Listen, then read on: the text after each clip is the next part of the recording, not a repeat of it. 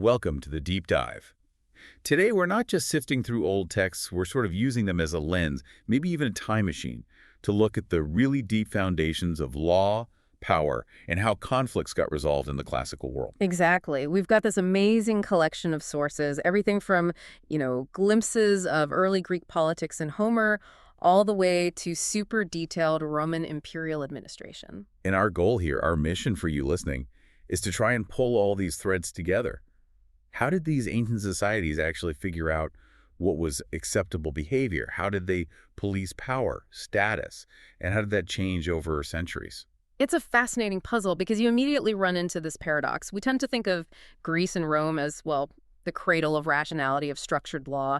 And they did build incredibly sophisticated systems, contract law, complex procedures, property rights. All the essential plumbing for a complex society. Right.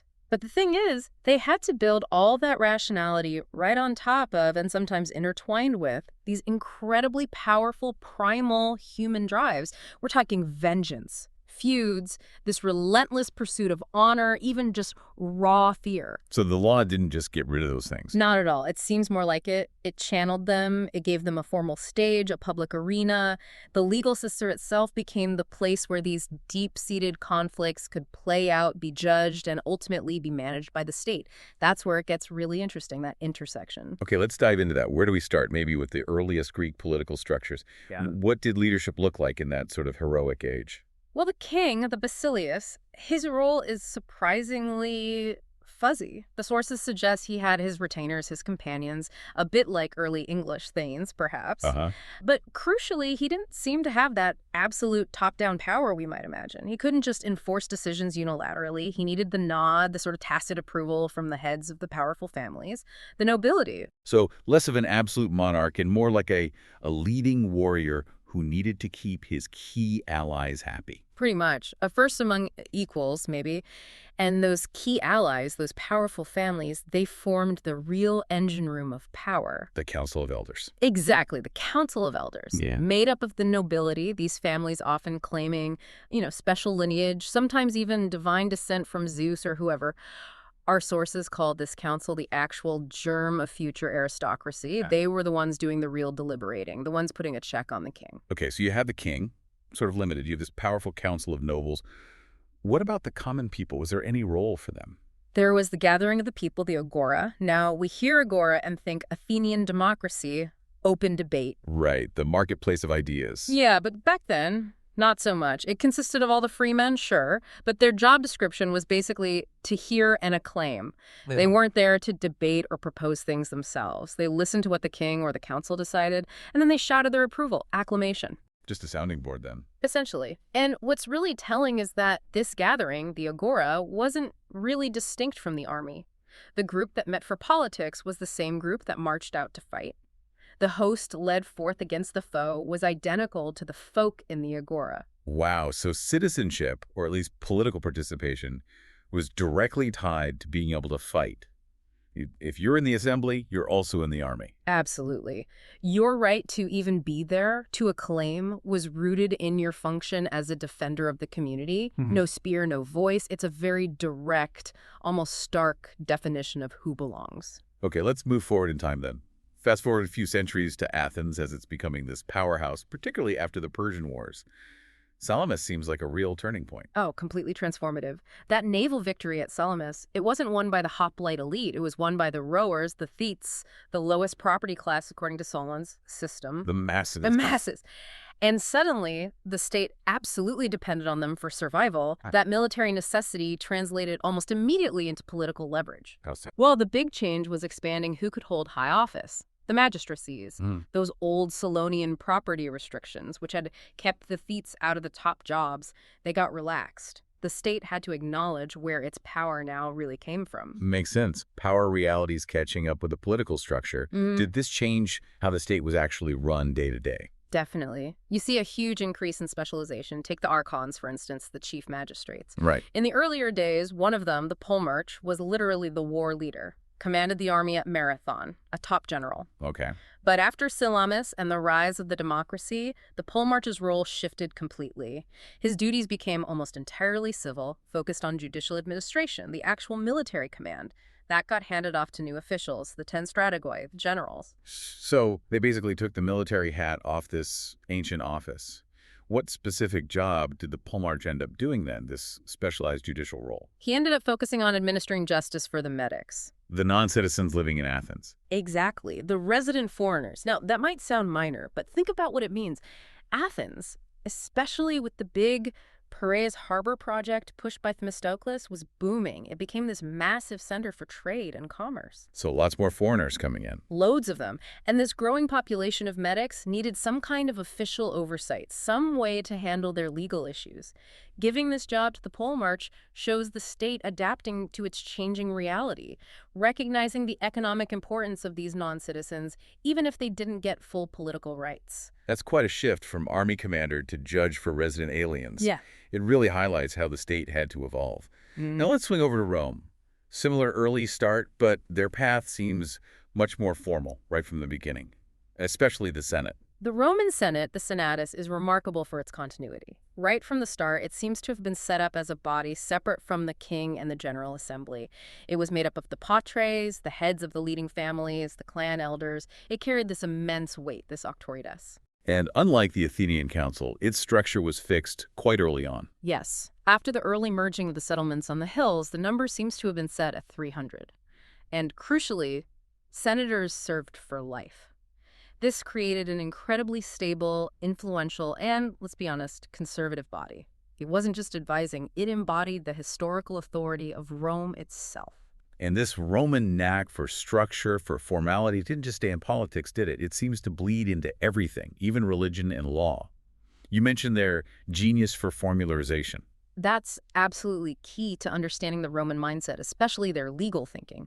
Roman religion, compared to the Greeks, had this hard formalism. It wasn't so much about inner belief or mystical experience. More about getting the procedure right. Exactly. It was almost like a legal contract with the gods. You performed the correct ritual, you said the precise words, and you expected a certain outcome.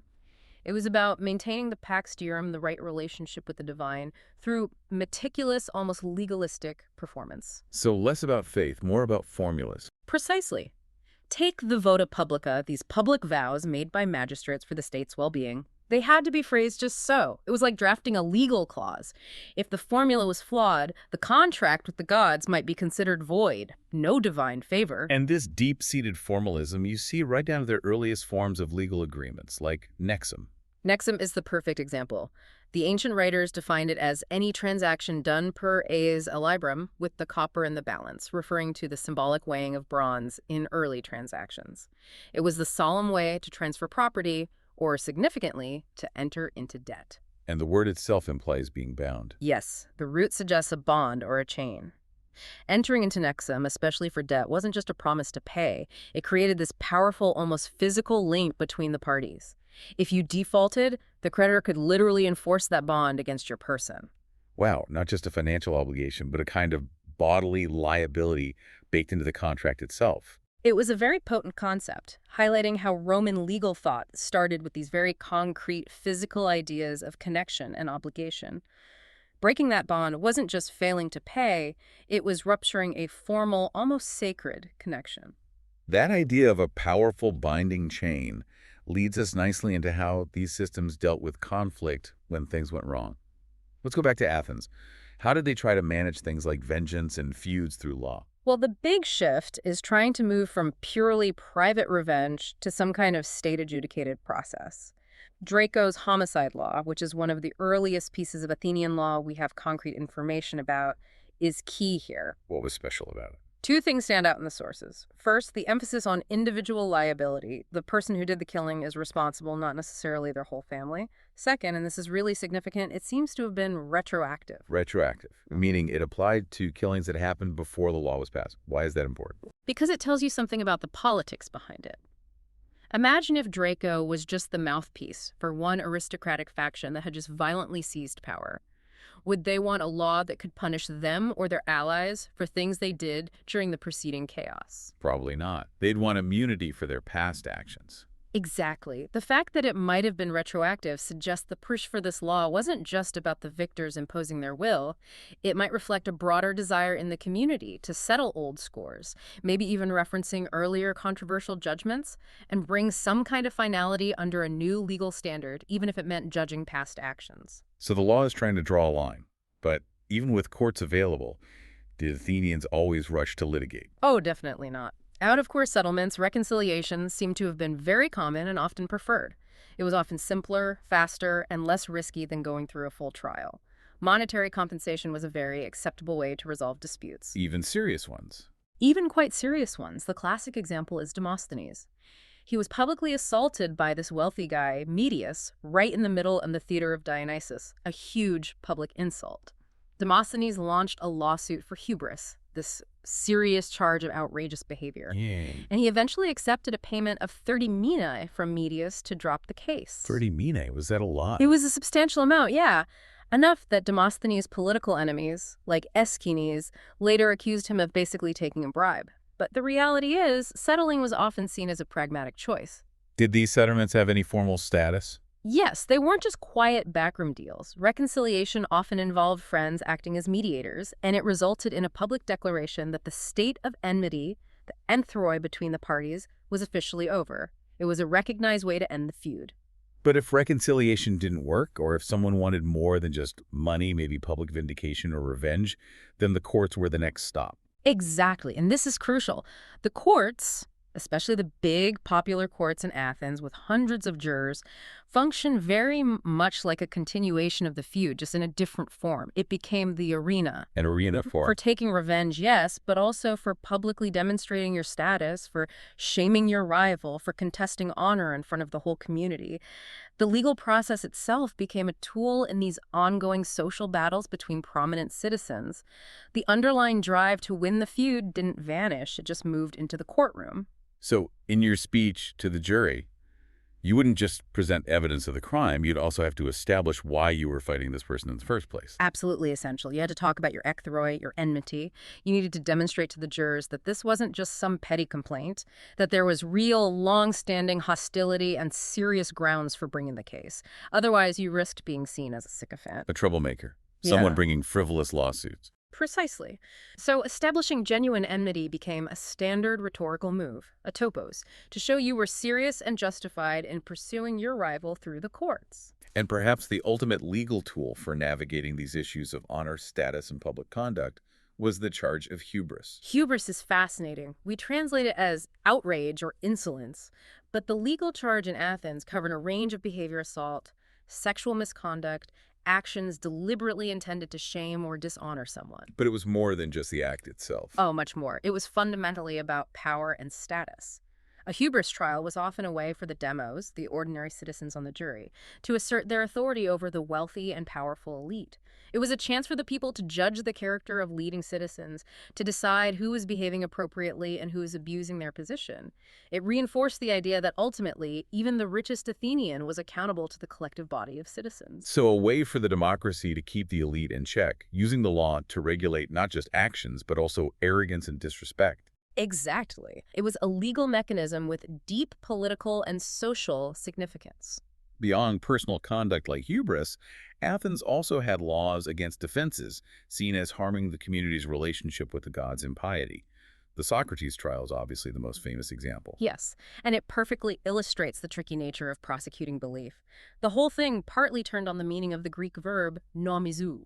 Which had a double meaning. Right. It could mean to believe in, according to custom, or to worship according to custom. Socrates was accused of not nomizouing the city's gods. So was the charge about his actions or his beliefs? That's the ambiguity. Xenophon, defending Socrates later, really leaned into the worship meaning. He argued, look, Socrates obviously sacrificed at public altars, he performed the rituals. That's the easy part, to prove or disprove the physical act. But the deeper charge, the one that was probably more concerning to his accusers, was whether he actually believed in the traditional gods in the accepted way. Precisely. Was his philosophical questioning undermining the very foundations of civic religion? That's much harder to legislate, but potentially more dangerous from the state's perspective. They weren't just policing ritual, they were worried about intellectual conformity. Do we see later attempts to clarify this? Well, Plato, in his ideal state outlined in the laws, tries to create a more explicit law against impiety. He makes it punishable by death for adults dismissing childish levity, and importantly, it applies whether the impious act, like performing an impure sacrifice, was done in public or in private. Plato seemed to want a law that could reach into private belief and unconventional practices, not just public observance. It really shows the inherent difficulty in trying to legally define and enforce religious orthodoxy. Now, staying with public wrongs, the sources also emphasize that abusing a specific type of official, a thesmothite, was a particularly serious offense.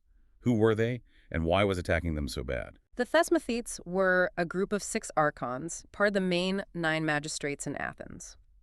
Their primary job was judicial. They oversaw courts, recorded laws and precedents, basically managed key parts of the legal machinery. So attacking one wasn't just attacking a person. Exactly. It was seen as an attack on the legal system itself. The sources say the offender wasn't just abusing an individual, they were additionally abusing the law, the crown that is the people's common property, and a name that belongs to the city. It was an assault on the foundations of the democratic order. And the consequences reflected that gravity. Absolutely. It could lead to atimia, the total loss of citizenship rights, essentially civic death. It shows the state drawing a very clear line. Personal disputes are one thing, but undermining the integrity of the legal and political structure through its officials is intolerable. That certainly underscores the perceived sanctity of the legal framework.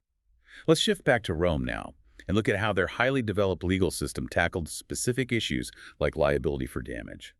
The lex Aquilia comes up often. Yes, the lex Aquilia is fundamental for Roman tort law, dealing with wrongful damage to property, which included slaves. A really key point was the requirement of direct physical causation. For liability, especially for killing a slave, the death had to result from, as the jurists put it, an application of force done, as it were, by one's own hand. It had to be direct physical contact, Yeah. based on the word kadir, to strike or cut. That was the core interpretation, yes. It led to some very complex discussions, especially when multiple people were involved. Right, there's that famous scenario the jurists debated. What happens if one person mortally wounds a slave and then someone else strikes a second blow that kills the slave sooner? Ah, yes, a classic Roman legal puzzle. So person A gives the slave a wound that will be fatal, but before the slave dies from that wound, person B strikes another blow, and the slave dies immediately from that blow. So who's liable for killing the slave? According to the jurists. Both of them. Both, even though the slave was already dying from the first blow? Yes. Both were considered liable under the lex Aquilia for killing. Person A, because they inflicted the wound that ultimately would have caused death. Person B, because their direct action, their blow, was the immediate cause of death, even if it only accelerated it. They both physically contributed to the unlawful killing. That seems technically precise, but maybe not intuitive. Right. How did they handle damages then? Did both pay the full value? That's where the nuance came in. The valuation was different. Person A, who struck the first, eventually fatal blow, was typically liable for the slave's highest value in the preceding year, counting back 365 days from the moment of wounding. That was the standard Aquilian measure, designed to compensate the owner fully. And person B, who delivered the final blow. Their liability was more complex and debated. Since they killed a slave who was already mortally wounded and thus arguably worthless, their liability might be assessed based on that diminished value, or perhaps calculated differently. It shows this intense Roman focus on precise chains of causation and valuation, almost like a forensic accounting of liability. Beyond physical damage, let's look at the Roman concept of inuria. We use injury today, usually for physical harm, but inuria was much broader in Rome, wasn't it? Much broader. Inuria fundamentally means anything done non-jura, otherwise than according to law, or unlawfully. It certainly included things like assault or defamation, but the jurists extended it much further. How far? They argued it could even apply to unjust legal judgments. If a magistrate or judge issued a ruling that was clearly inequitably or unjustly made, that act itself could be considered inuria because it was performed without law or justice.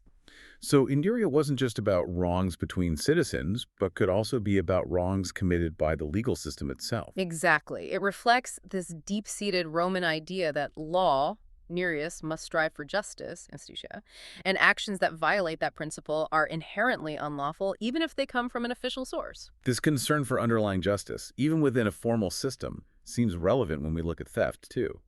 There were interesting rules about who could sue whom, based on honest interest. Yes, this is fascinating. Take the scenario. Thief 1 steals something. Then Thief 2 comes along and steals the same item from Thief 1. Can Thief 1 sue Thief 2 for theft? Logically, Thief 1 has been wronged by Thief 2.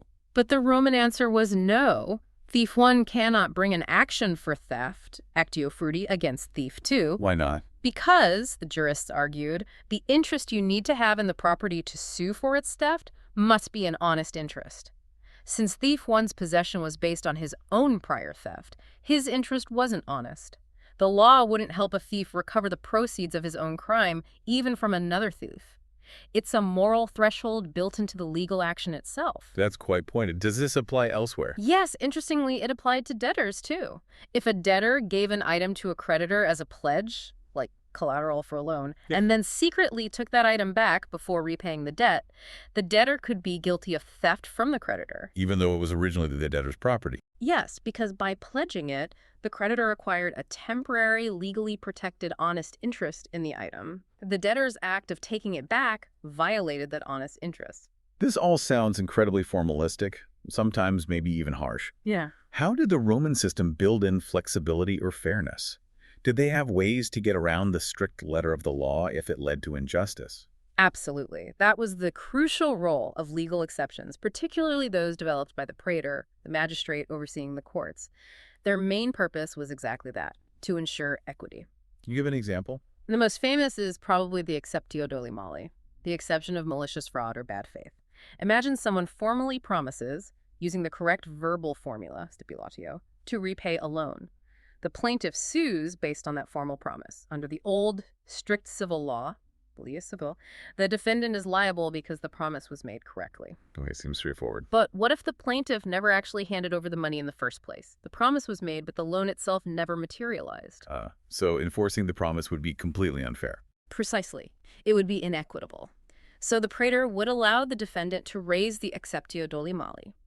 If the defendant could prove the plaintiff was acting in bad faith, suing for money never actually lent, this exception would defeat the plaintiff's claim, even though the claim was technically valid under the strict letter of the law. These exceptions were vital safety valves, allowing judges to achieve fairer outcomes. That makes sense. It's a way to inject justice into formalism. Yeah. Now, shifting from transactions to people, the sources touch upon fundamental questions of status, especially slavery. There were different ways the ancients tried to justify or explain it, weren't there? Yes, and you see a real evolution in thought. Aristotle, for instance, offers a kind of naturalistic argument. He suggests essentially that nature itself intends for differences, that the bodies of slaves are suited for physical labor and necessary service, while the bodies and minds of freemen are designed for politics, citizenship, and warfare. So a justification based on inherent, natural differences and functional roles. Pretty much. It's a justification rooted in perceived natural order and social utility, a very classical, pragmatic viewpoint in many ways. How did that contrast with later views, particularly when Christian thought entered the picture? That brought a completely different perspective. Thinkers like Augustine, centuries later, argued that the ultimate root cause of slavery wasn't nature, but sin. Both the individual sin and, more profoundly, original sin inherited from Adam's fall. So slavery isn't natural, it's a consequence of moral failing. Exactly. For Augustine, domination of one human by another is a result of humanity's fallen state, a disruption of the original divine order. This completely reframed slavery not as a natural necessity, but as a feature of a broken world, a consequence of sin. It's a theological explanation replacing the naturalistic one. That's a profound shift. And did the actual laws regarding status, particularly involving slavery, also evolve during the Roman period? They did. There are examples of emperors intervening to change existing rules. There was one particularly harsh rule stemming from a senatus consult, a decree of the Senate, regarding Roman women who had children with someone else's slave. What did it say? It seems to have dictated that even if the woman had an agreement with the slave's owner to remain free herself, her child born from that union would still be born a slave. That seems legally strange if the mother was free. It was, and Emperor Hadrian apparently thought so too. The sources say he was moved by the hardship of the case and the legal anomaly. He stepped in and changed the rule, restoring what was considered the principle of deseris gentium, the law common to all nations, which stated that the status of the child generally follows the status of the mother at the time of birth. So if the mother was free, the child should be born free. Hadrian's reform overruled the Senate's decree on this point, bringing Roman civil law back into line with this broader, seemingly more equitable, international principle. It shows the law wasn't static, even on sensitive issues like status. Okay, that leads us to the final major area, law within the context of the vast Roman Empire. How did they manage justice, privilege, and the inevitable corruption across such huge territories? The provincial governor, the proconsul, seems key. Absolutely key. The proconsul was, for all intents and purposes, the emperor in his province. The sources are blunt. His authority was greater than everyone else after the emperor, and basically anything could be brought before him for judgment. He held supreme military and judicial power locally. But Roman citizens had that fundamental right, that negus is provocationis, the right to appeal their case to Rome, didn't they? How did that work with such powerful governors? That's where things got really complicated and where the realities of empire started to clash with traditional citizen rights. By the Flavian period, maybe even earlier, we see evidence that governors in the provinces were sometimes trying Roman citizens for capital crimes, serious stuff, and executing them without allowing them to appeal to the emperor in Rome. So the right of appeal was being overridden. Why? Was it just governors grabbing power? It wasn't necessarily just malice or power grabbing, though that could happen. A major factor was simple practicality. Think about it. The number of Roman citizens living out in the provinces grew massively over time. Right. If every single citizen accused of murder or forgery or treason out in Syria or Gaul had the right to have their case transferred all the way back to Rome for trial, the whole system would grind to a halt. The delays, the costs, it would lead to a breakdown of jurisdiction, as one source puts it. So efficiency demanded local justice, even for citizens in capital cases. It seems so. A new legal theory likely developed to handle this, distinguishing between crimes covered by established statutes, the ordo, and other offenses dealt with through a more flexible process called cognitio extra ordinem, extraordinary procedure, which gave the governor a more direct power to investigate, judge, and sentence, sometimes bypassing the appeal. So the sheer size and complexity of the empire fundamentally changed a core right of Roman citizenship. Speed and local control started to trump the old central appeal. It seems that way. And the system also increasingly formalized legal privileges based on social rank. The local elites, the decurions, got special treatment.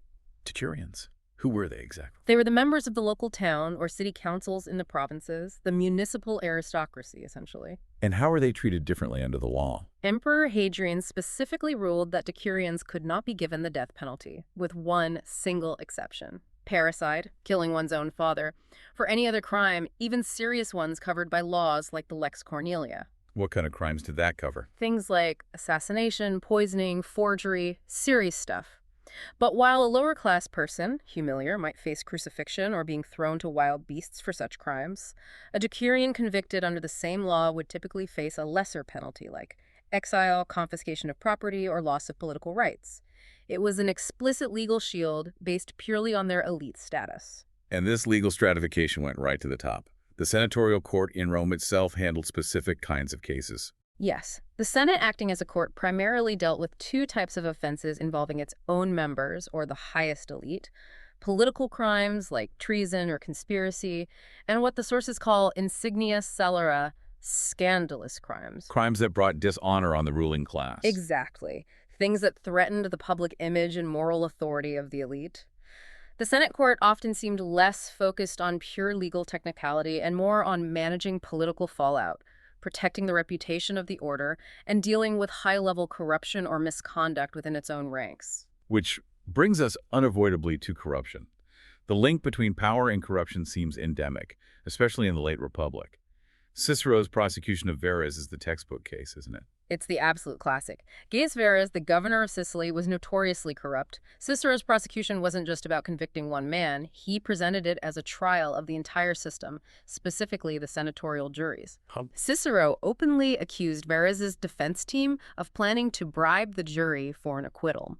He warned the court that if a man as blatantly guilty as Verres walked free, then the Roman people would lose all faith in the senatorial courts and demand they be handed over to someone else, probably the equestrians. The trial became a high-stakes battle for the legitimacy of the ruling class's control over justice. And Cicero used some dramatic tactics to expose the corruption. Absolutely brilliant tactics. He focused on Varus's financial accounts, particularly those handled by an accomplice. He highlighted suspicious entries under the name Gaius Verutius. Who's Gaius Verutius? Nobody. That was Cicero's point. He hammered the accomplice. Was Verutius a farmer, a merchant, a banker? Of course, the accomplice couldn't give a straight answer because Verutius was just a fake name, a ledger entry used to launder bribes and stolen money. Cicero made the scale and audacity of the corruption undeniable, forcing the senators on the jury to choose between protecting one of their own and preserving some semblance of judicial integrity. And this web of influence, it wasn't just about court cases, was it? Powerful individuals, the magnates, used their status in everyday life too. Oh, completely. Being a magnate, a powerful figure, wasn't just about political clout. It translated directly into economic power and advantage. These weren't just friends in high places, they were crucial nodes in the economy. How did that work? They could smooth the way for business and travel, use their influence to help associates collect difficult debts, provide access to loans that others couldn't get, and crucially intervene with local or imperial authorities to get taxes reduced or waived for their clients and friends. Your social status and connections were essential tools for navigating the Roman economy. Power, influence, and wealth were all tangled together. So, stepping back from all these details from early Greek kings needing nods of approval to Roman governors weighing practicality against rights and Cicero battling corruption, what's the big takeaway? It feels like we've covered much more than just a history of laws. Definitely. I think it's really a journey into the moral psychology, maybe, of the ancient world. We've seen how they wrestled constantly with fundamental human issues within their legal and political structures.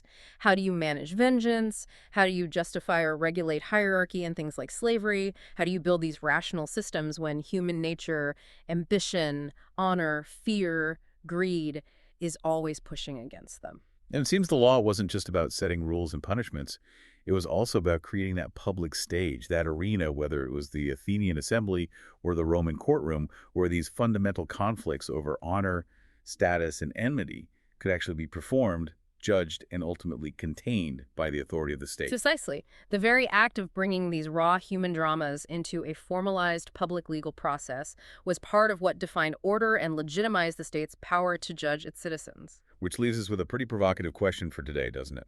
We pride ourselves on our modern legal systems, their objectivity, their procedure. To the peak of rationality. But maybe, to what extent are our own courts, our own legal processes still serving, perhaps unconsciously, as arenas for these same ancient contests? Contests of status, the pursuit of public honor or shame, the playing out of deep-seated enmities just masked now by more complex rules and legalese.